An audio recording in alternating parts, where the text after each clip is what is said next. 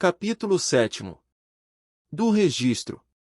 Artigo 236. Nenhum registro poderá ser feito sem que o imóvel a que se referir esteja matriculado. Artigo 237. Ainda que o imóvel esteja matriculado, não se fará registro que dependa da apresentação de título anterior, a fim de que se preserve a continuidade do registro. Artigo 237-A.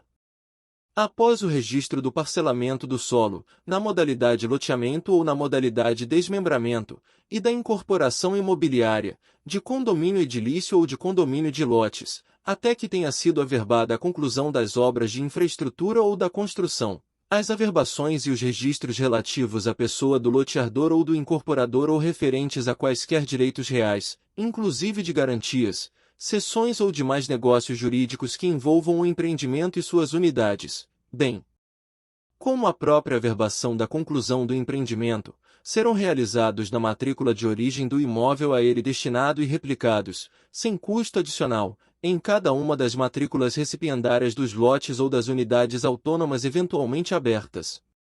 Parágrafo 1º. Para efeito de cobrança de custas e emolumentos, as averbações e os registros relativos ao mesmo ato jurídico ou negócio jurídico e realizados com base no caput deste artigo serão considerados ato de registro único, não importando a quantidade de lotes ou de unidades autônomas envolvidas ou de atos intermediários existentes. Parágrafo 2º. Nos registros decorrentes de processo de parcelamento do solo ou de incorporação imobiliária, o registrador deverá observar o prazo máximo de 15 dias para o fornecimento do número do registro ao interessado ou a indicação das pendências a serem satisfeitas para sua efetivação. Parágrafo 3º. O registro da instituição de condomínio ou da especificação do empreendimento constituirá ato único para fins de cobrança de custas e emolumentos.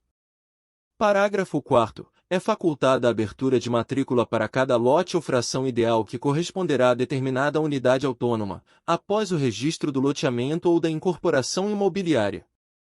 Parágrafo 5º. Na hipótese do parágrafo 4º deste artigo, se a abertura da matrícula ocorrer no interesse do serviço, fica vedado o repasse das despesas dela decorrentes ao interessado, mas se a abertura da matrícula ocorrer por requerimento do interessado, o emolumento pelo ato praticado será devido por ele.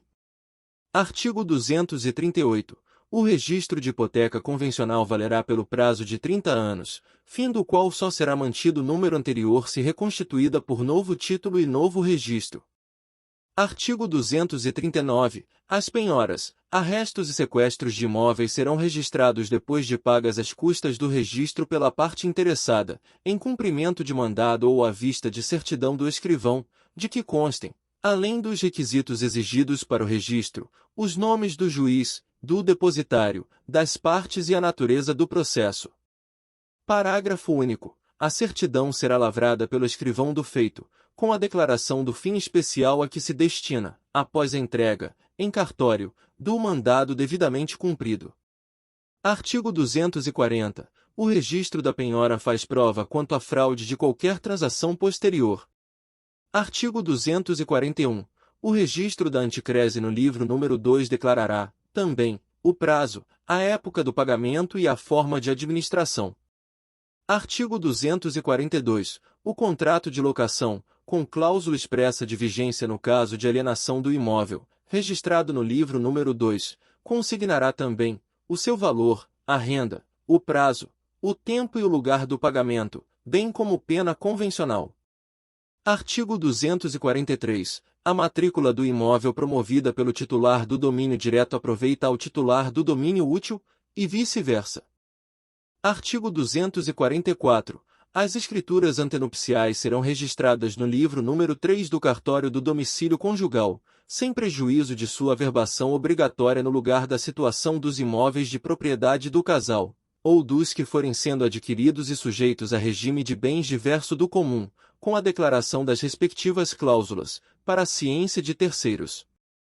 Artigo 245. Quando o regime de separação de bens for determinado por lei, far-se-á a respectiva averbação nos termos do artigo anterior, incumbindo ao Ministério Público zelar pela fiscalização e observância dessa providência.